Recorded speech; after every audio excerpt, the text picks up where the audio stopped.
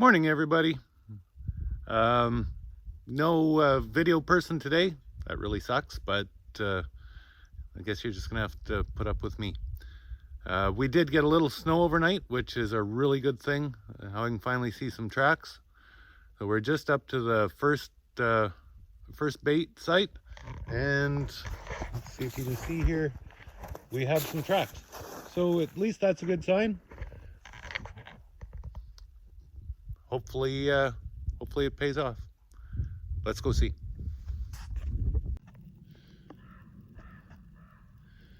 Well, you'd think that this would be a great sign.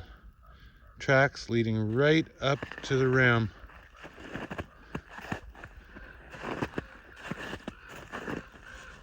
It got pushed off on an angle. I'm not sure whether you can see that. And he'll have put his nose right over there instead of through there. So we were close. Oh well. That's trap 3 out of 5. Nothing so far.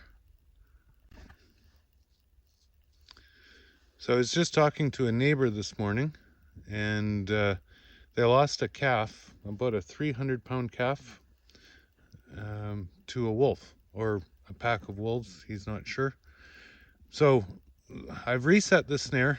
I'm not changing the height at which I set it. It's still at about 10 inches off the ground, a good 10 inches.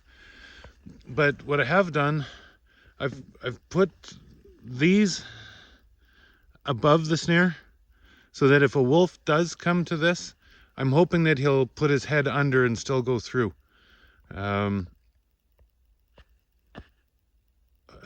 I know these are coyote rams and they may not hold a wolf, but I have had a little bit of success in the past. I have caught a wolf on these. I know it's got to be a perfect catch or they just break loose, but if it's like that coyote yesterday where it's pretty much instant, then we have a chance. And next time I get back to the trapping store, I will be buying some wolf rams, and I think I'm going to try and target them. Okay, as I was saying, I do believe that we've got a growing number of wolves around this area. It does two things. We're in an agricultural region, lots of cattle, that kind of stuff. So farmers losing calves and stuff like that, that's not a good thing. We've also got a very large deer population that's very, very good hunting and stuff like that. But it also really reduces the coyote numbers. Us that are trying to make a dollar off of trapping coyotes, when the wolves get rid of a bunch of the coyotes, the wolf price is not a whole bunch more than a coyote. And I honestly believe that it's when the eradication around the Riding Mountain of the elk population because of tuberculosis, I really think that that's pushed the elk out of the riding and into the areas around, and that's also moved the wolves out there. So I guess we have to keep their numbers in check as well. We don't have to eliminate their population. They were here before us as well, but I guess it's time to start trapping them and keep their numbers in check as well. Boy, is there a pile of birds here. That's a good thing and a bad thing. The birds attract the coyotes and predators. They kind of show them, hey, there's something down there. But at the same time, they eat an awful lot of bait. It's the temperatures right now here are very untypical. It's been like -3 at night and above 0 during the day, and so the bait's not freezing, and we have next to no snow, and it's not typical for here. Typically at this time of the year it's probably -15, and quite often a foot of snow. Still can't use a snow machine, which really sucks. That's kind of the part of trapping that I really enjoy, is getting the sled behind the sleigh behind the sled and going out and getting off the roads. But if I was going to do any trapping, I kind of had to use the truck, so this is what we're at. So anyway, let's go see what we got here. Okay, so just past the bait, there's the one that we caught one in yesterday. Nothing there today. And then I've got another one right close to it.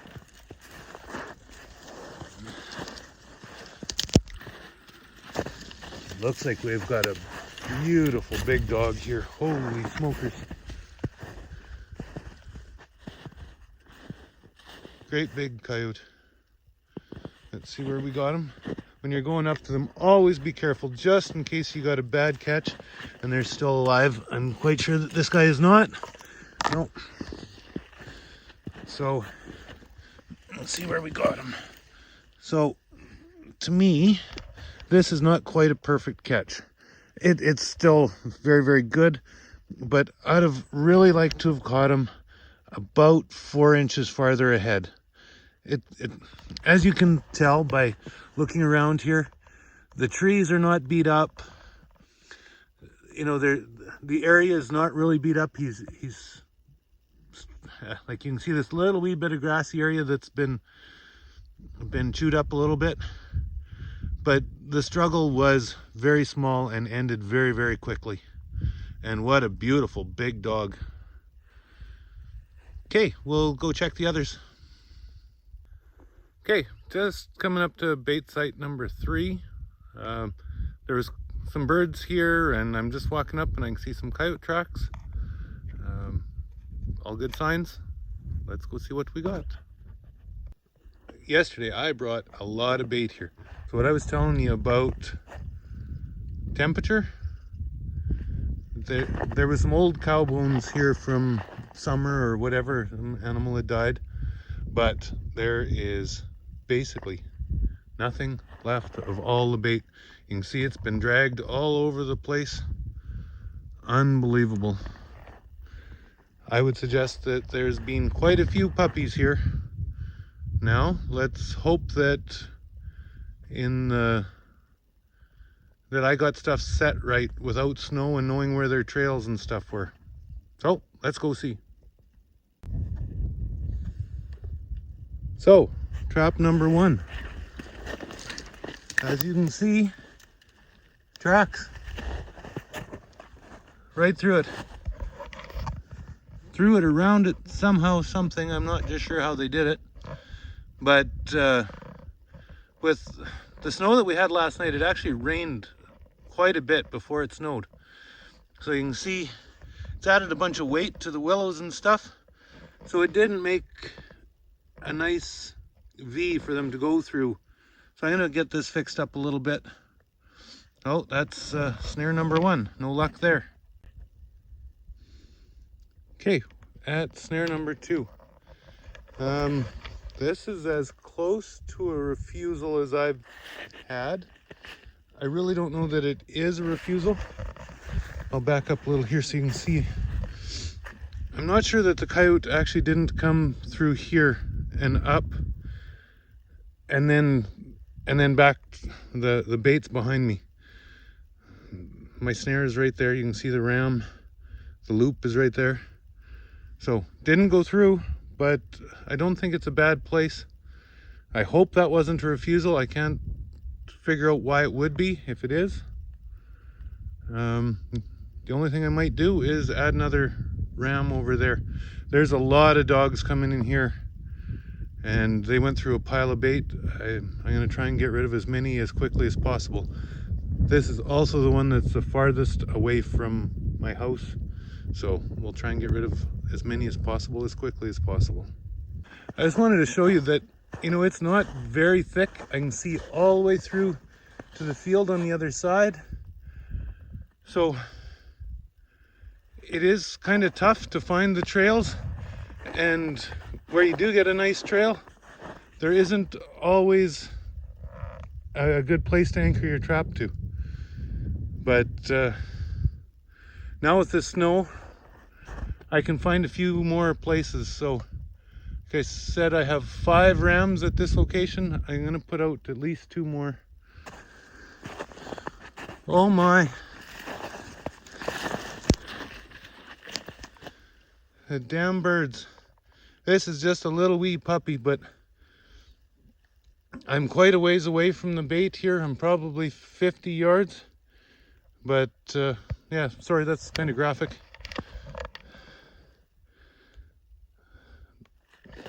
Anyway, that's trap number 3. So we got 1. Okay, trap number 4. We got us a little fox. But look at this already. Birds or mice or I'm not just sure what. Aye. Doesn't look like they've done a whole bunch of damage, but like it is now, I think, noon. That's what I hate about the warm temperatures. If these had been caught in the middle of the night, by morning when the birds are active, they'd be frozen and they might peck an eye or something like that, but they wouldn't damage the fur that quickly. And like this little fox is about 150 yards from the bait, probably.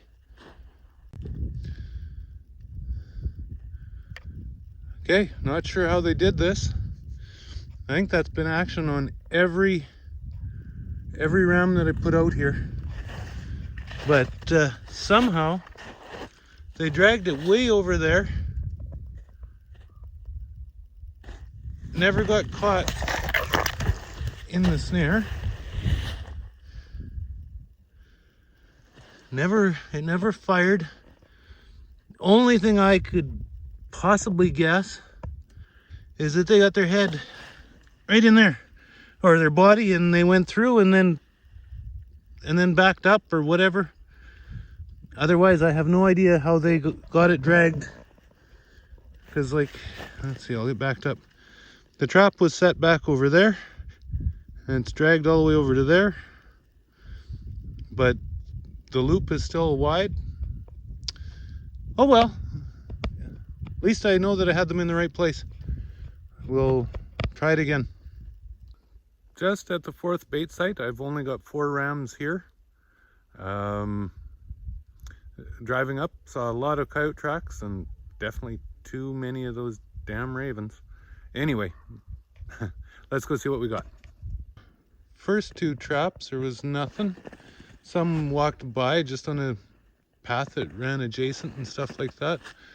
And then this one is knocked off. I'm not sure just what happened. We'll just get it reset. Just use a twig. I don't have my gloves on, so I should be able to. Oh, not gonna be quite that easy.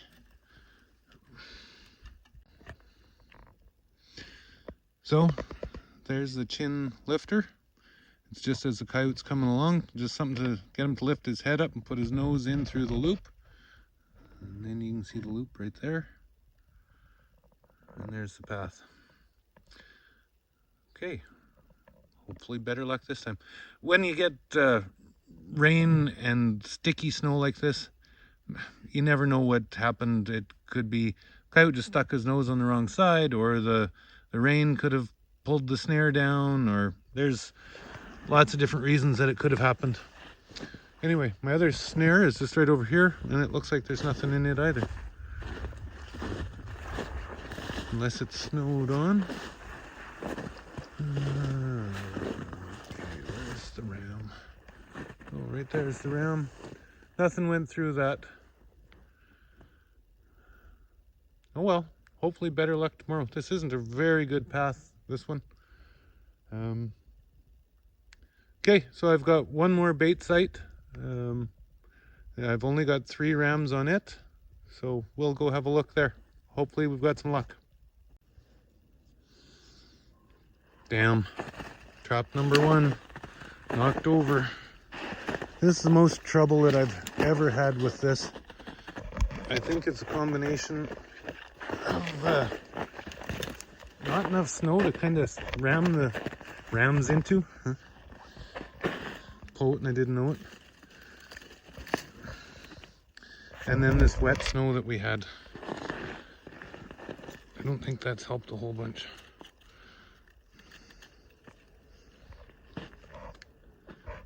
Okay, that's about right.